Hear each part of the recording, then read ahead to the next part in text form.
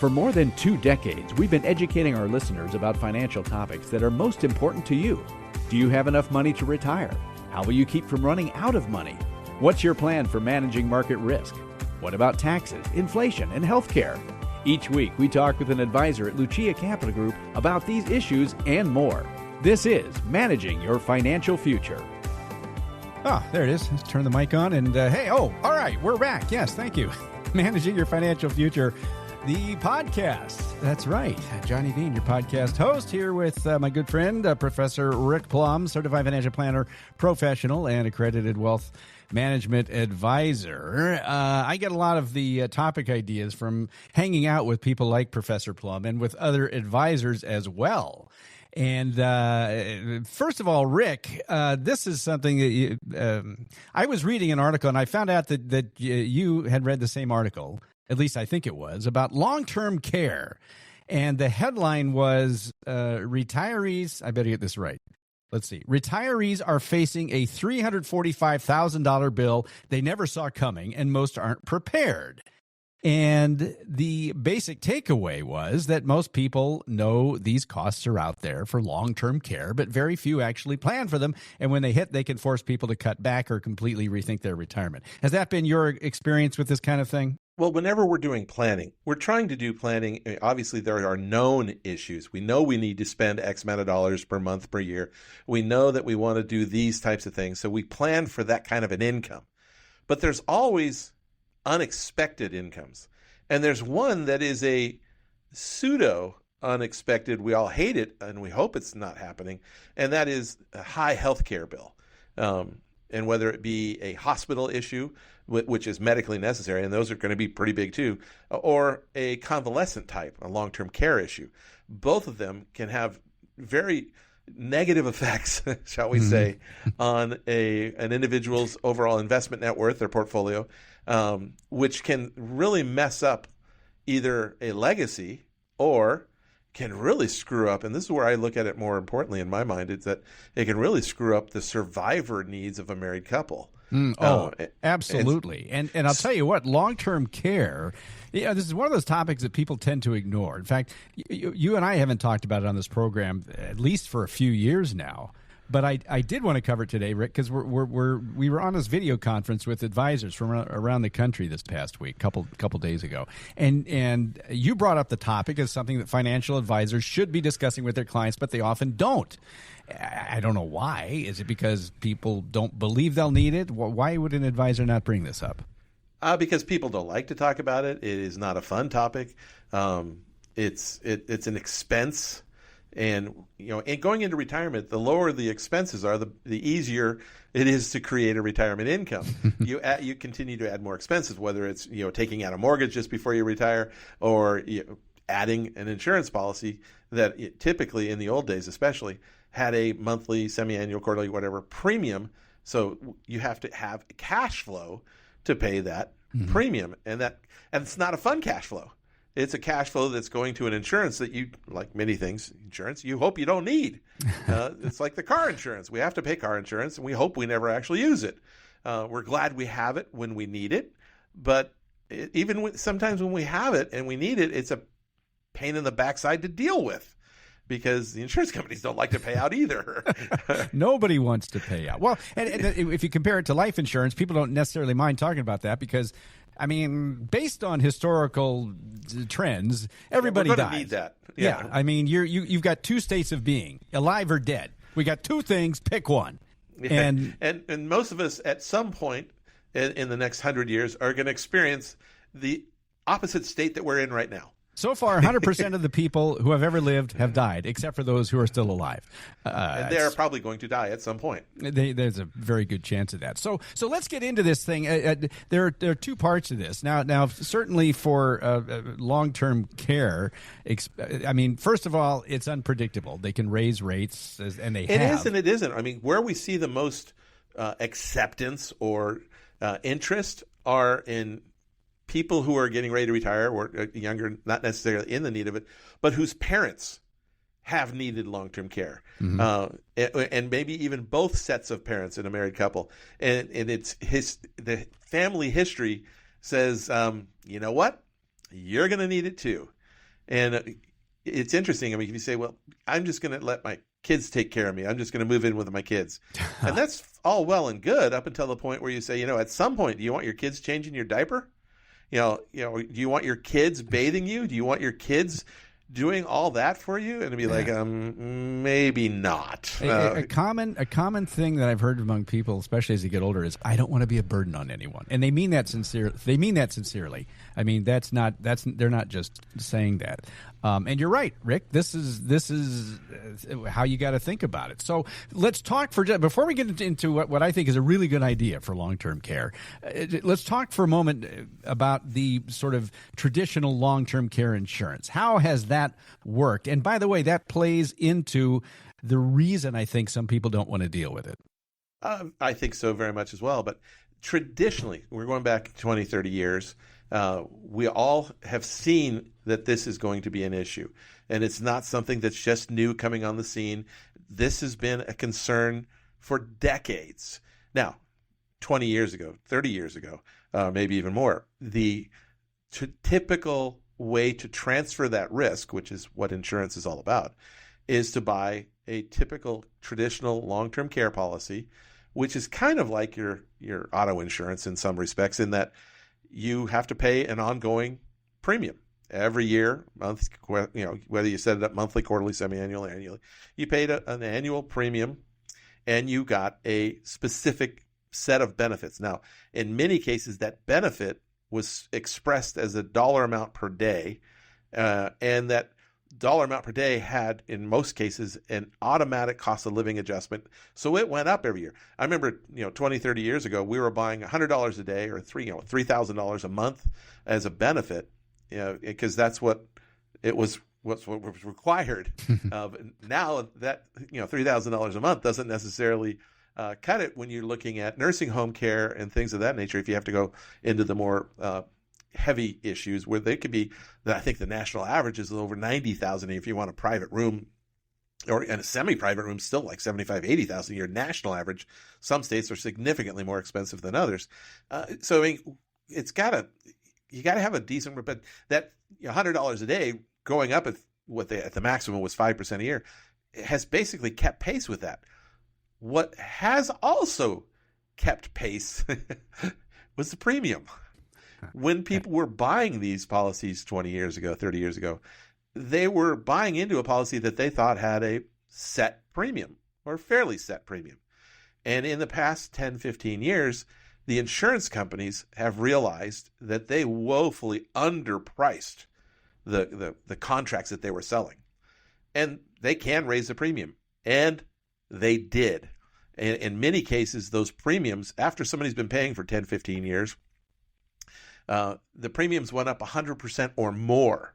They were paying $200 a month. Now they're paying $440 a month if they want to keep the same coverage. Mm-hmm. So you're taking people who may have bought this at age 65 and now they're 80. They're closer to actually needing the benefit, and the premium is jumping to a point where they may not be able to afford it going forward, and they're going to have to do something dramatic. And the only thing they can do at that point is change the policy, meaning drop the benefit, extend the elimination period, create something that gives them less money back, mm-hmm. or just drop the insurance altogether. That, I think, has formed a sour taste in a lot of the next generation's minds. They saw their parents going through this and the anxiety it created them and trying to make these decisions. And they're saying, well, I don't want to have to deal with that. I don't trust the insurance companies. They're just going to jack their rates on me. Now, I think the rates today, which are nowhere near as attractive as they used to look, because I think the rates today are more accurate on the underwriting scale as far as so I don't know if they're going to have the same issue of increasing by 100, 200% after 10, 12 years. But it's harder to accept that premium going in. I mean, it's like, well, yeah, they may not raise it, but I can't afford it now. Well, but it is part of an overall plan, and it is one of those things that it just sucks to talk about. And I think that it's really important with a married couple, because unfortunately, if one, let's say that the guy goes into a nursing facility or has an issue, in many cases, the spouse wants to care for them as long as possible.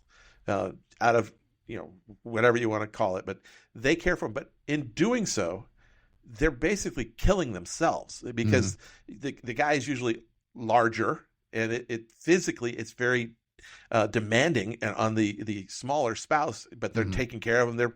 They're lifting them in and out of bed. They're doing this. They're helping this. And it is physically killing them, draining them.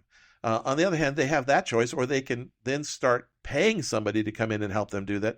But in paying them, they're now paying for out of their investment proceeds. They're spending down their investments significantly faster than they had hoped, and so ultimately, that non-well spouse, the infirm spouse, passes away, and the portfolio is a lot smaller than expected because they spent it caring for the individual. And now we still have to deal with all the other issues of, well, we lost one of the Social Security, so we have less income, and we're leaving the surviving spouse in a very precarious financial predicament. The scenario you're describing here, Rick, is not pulled out of thin air. You've seen this. And this happens more than we'd like to admit, but it happens. And so in developing a financial plan, we have to find ways to cover. A lot of financial planning is worst case what ifs. And how much do we want to protect? I mean, how likely, unlikely, and how much of these what ifs are we going to actually try to cover? And some of it we're just going to roll with. And other people think, well, Medicare is going to cover it. Medicare covers, I'm on Medicare. I'm 65 plus. Medicare does not cover convalescent or the majority of nursing home stays. Medicare will only cover medically necessary and things that are expected to get better, not chronic, not degenerative, not things of that nature, and definitely not convalescent. And so they typically they don't pay, and then you're left on your own. And Medi-Cal, or let's go to the rest of the states, Medicaid will only pay if you have only a very finite amount of resources available to you. If you have assets, it's very difficult to get Medicaid or Medi-Cal, depending on the state you're in, to cover the long-term care needs. So the government doesn't cover it. Yeah. So the idea, of course, is have insurance take up most, if not all, of the expense that we're talking about. Now, part of the reason that people don't care so much to talk about it is that they think, well, what if I don't need it? What if I'm putting $5,000 a year, I don't know, whatever the cost is, for 20 years into this thing, and I've put in $100,000, whatever it is, and then neither one of us winds up needing long-term care, and so that's just money down the drain, which we know is part of insurance. It's just mainly for, if I can use the term in this case, peace of mind, which I think I can. It's just for that. So Rick, that's part of the problem with the traditional long-term care insurance. People are, I don't know if skeptical is the right word, but people are not sure that they're going to need it, and they think they don't want to waste their money. Now, there's a way to... well, they also think that, well, I'm healthy now. I'm not going to need it for a long time. And I could take that $5,000 a month and I'll self-insure it because I can do better than the insurance company. There's a lot of costs and overhead and everything in that. And well, if you live long enough, I mean, if it takes 20 years, you're 65, you don't need care. Now you need it at 65. If you invested that $5,000 a year, you could have $250,000 to $300,000 of assets available to you to pay for your care, which is now $90,000+ a year, and it'll cover 2.5, 3 years worth of that coverage, and then it's gone too. So I mean, and that's if you wait 20 years to need long-term care, and that's only one of you out of the two of you if a married couple. So it's very difficult to actually invest it for that purpose. But unfortunately, for some people, that's the only option they have because they cannot qualify. Now, long-term care, we're talking about long-term care insurance. It is insurance. And you're not going to be able to call them from the nursing home and say, hey, Dad needs long-term care. Let's see if we can get some coverage on him right now. And by the way, we need it to start paying out next week. If you need long-term care expense right now, you're not getting long-term care insurance. So you have to be healthy enough to qualify for it. All right, now, in the interest of time that we have here on this episode, we've talked now about the problems and we've talked about the issues with it, the rising costs potentially. and the fact that people may not need it. Let's switch over to what we think might be a potential solution to some of this. And it's one that I absolutely love, and it's been known as what's called a linked benefit type of plan. And we don't usually talk about this products, but I think this type of policy may be something that people could at least consider. Rick, let's talk about that.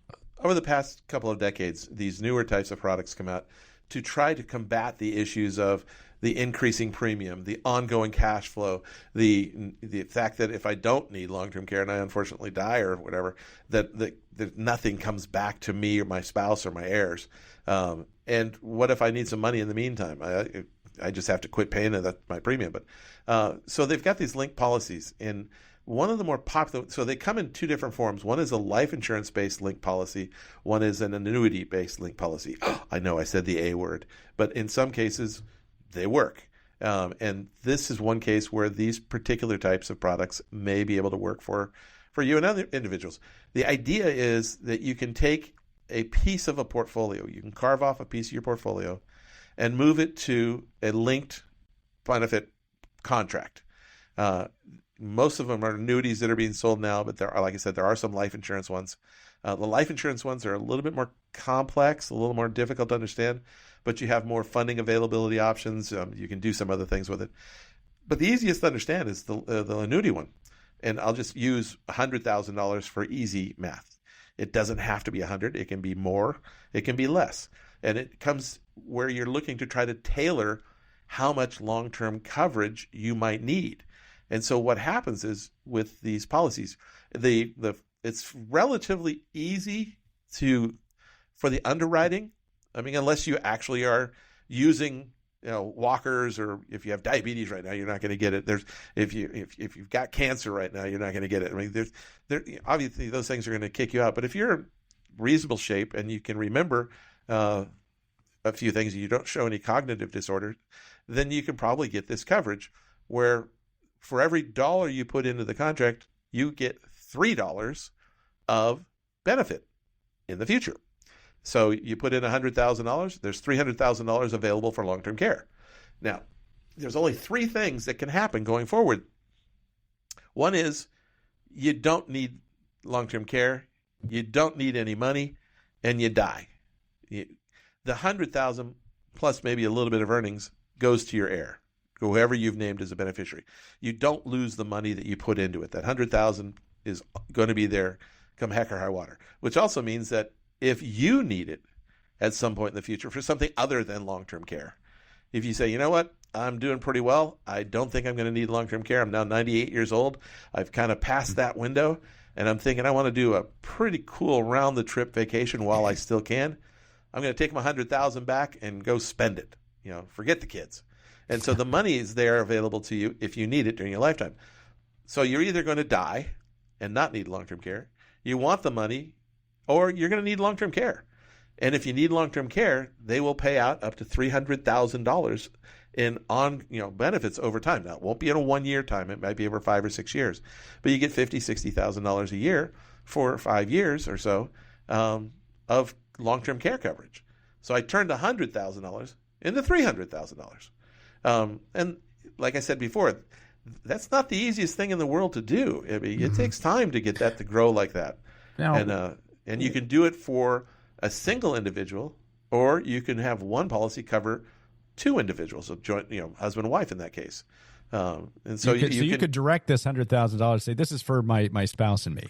So, and so obviously if your spouse uses it, you don't have it left over for you. You don't each get $300,000. No. Okay, so that's my next question on this that we need to address is, let's say you put $100,000, so now you got $300,000 in your example of potential benefit, and you use, you're not in a convalescent home that long, and you use maybe $50,000, $60,000 of it. What happens to the remainder?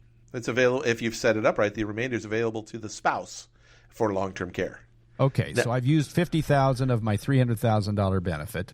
Right. The spouse then has $250,000 in this example left for them to use for long-term care. And this comes into play where what we were talking about before, where the first married couple, the first one that goes into the home, instead of spending down the portfolio, we spend down the insurance and hopefully leaving more of the portfolio to care for the surviving spouse after that person is gone.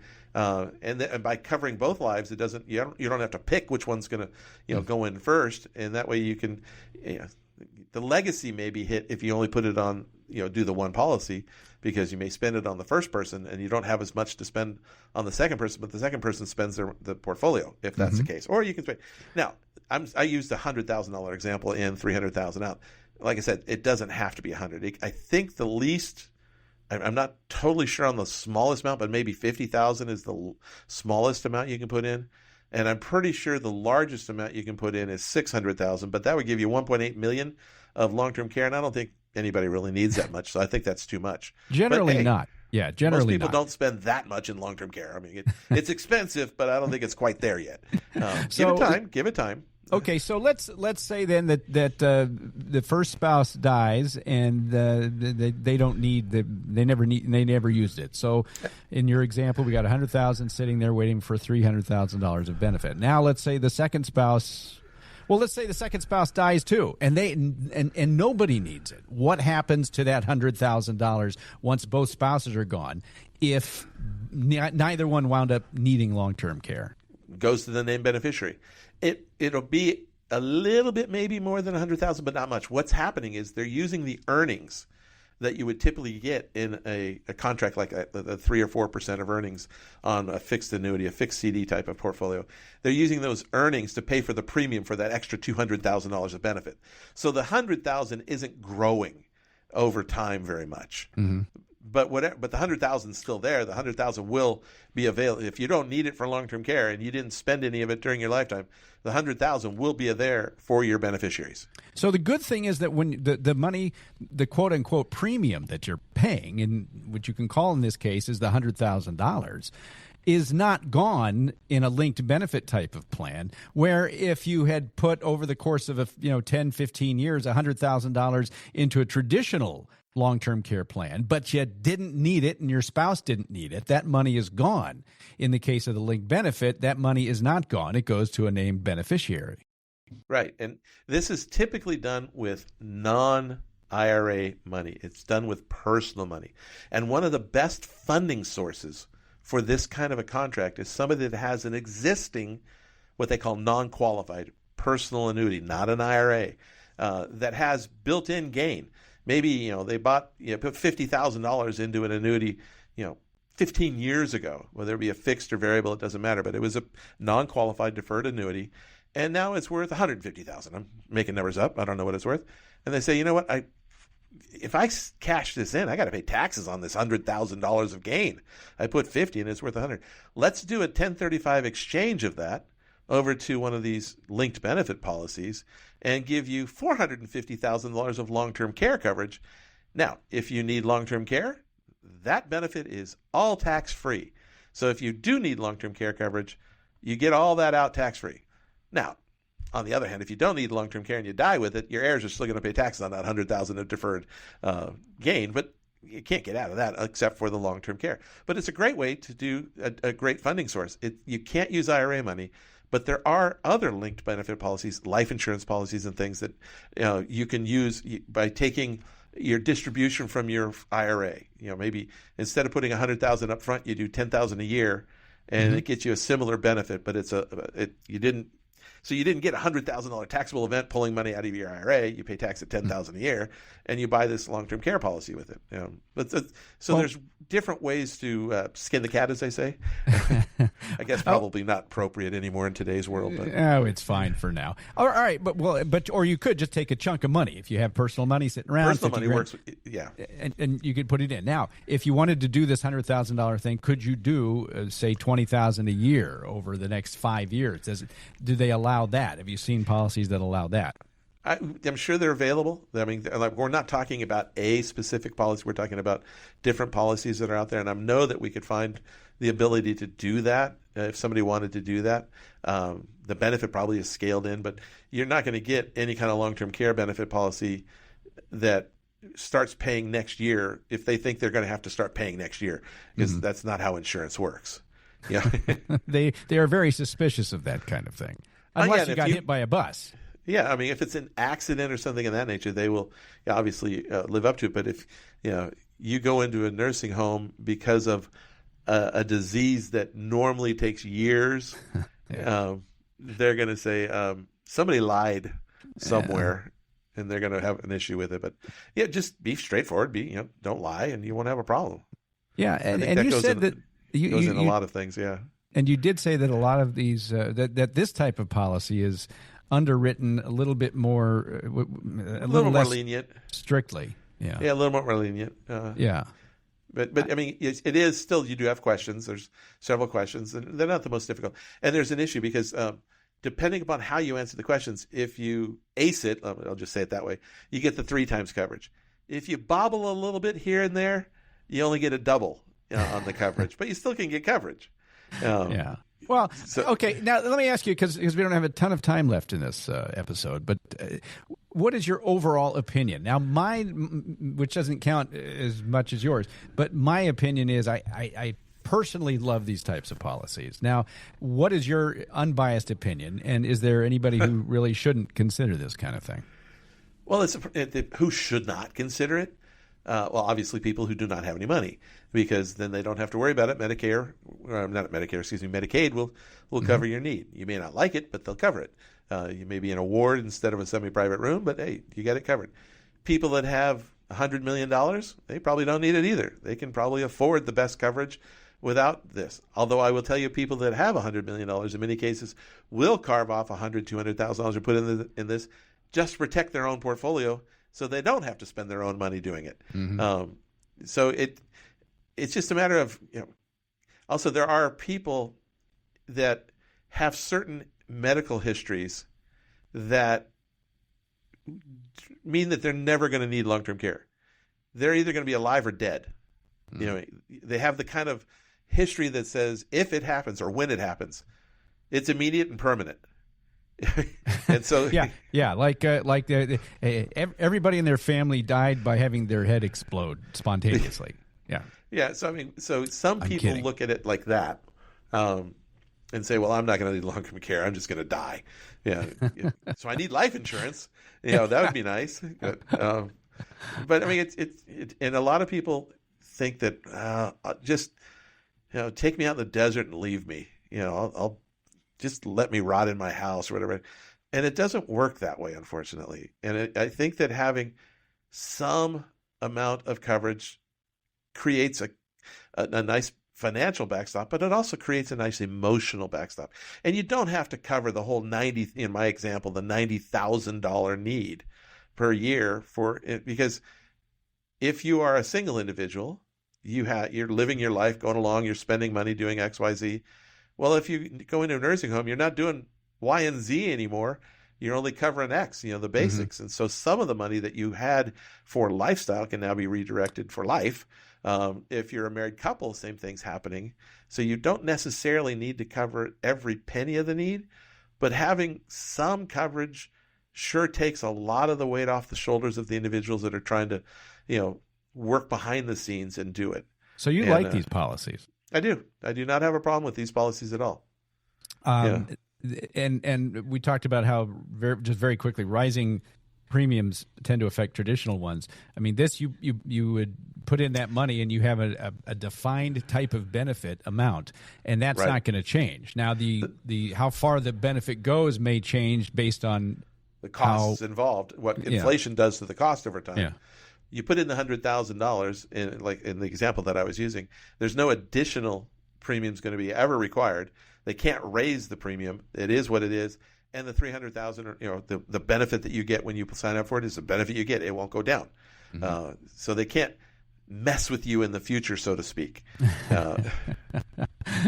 Although they may try, put it past them. But for now, they haven't figured out a way to do it.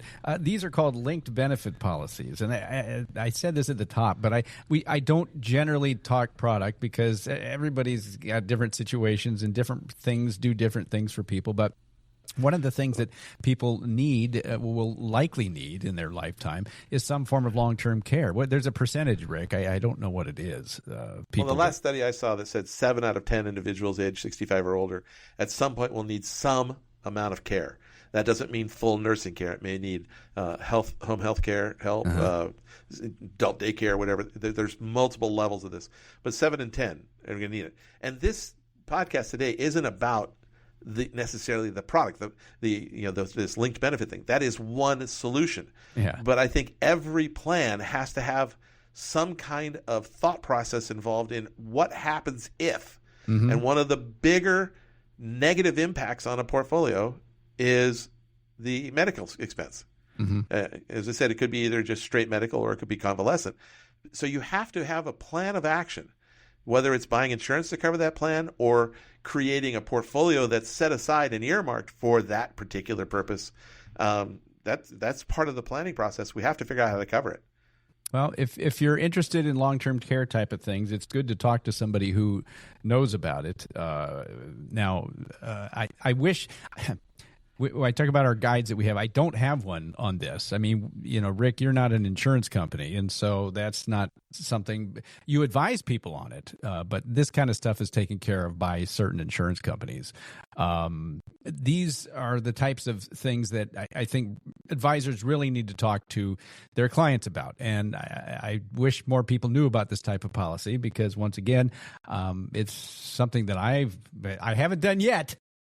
You're still young. I'm not as. You're not as young as you were yesterday. I understand. No, so I'm kind of running out of time. But I mean, I do need to do it. But when I do this, as I'm coming clean here, when I do this is the type of policy that I am about 98% sure I'm going to do. Long-term care is one of those things that people know is out there, but it's easy to push all this off. It's uncomfortable. This kind of talk is uncertain. People are in denial that they'll ever need it. But as we've been saying today, this whole thing really comes down to not trying to predict whether you'll need care, which I think the traditional policies do, but instead it's understanding what your options are and what it could do to your plan if you do need care. Now, Rick pointed this out. There are different ways to approach this now. It's not just the old use it or lose it insurance anymore. There are options, there are ways to structure it, and there are ways to at least potentially protect against the worst case scenario. And hey, if you can get that money to your heirs instead of having the insurance company keep it, so much the better. You want to walk through that, what that might look for you, or talk about things like this, you can always reach out to the team at Lucia Capital Group, 800-644-1150.